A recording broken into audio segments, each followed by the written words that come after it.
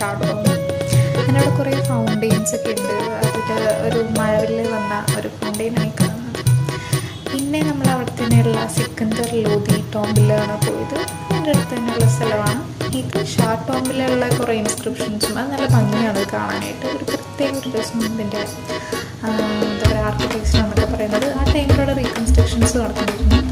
പിന്നെ കുറേ ബേർഡ്സും തത്തയും പ്രാവും പിന്നെ എന്താണ് കുറേ താറാവും അങ്ങനെയുള്ള കുറേ സംഭവമൊക്കെ നമ്മളവിടെ കണ്ടു. പിന്നെ ഭയങ്കര എന്താ പറയുക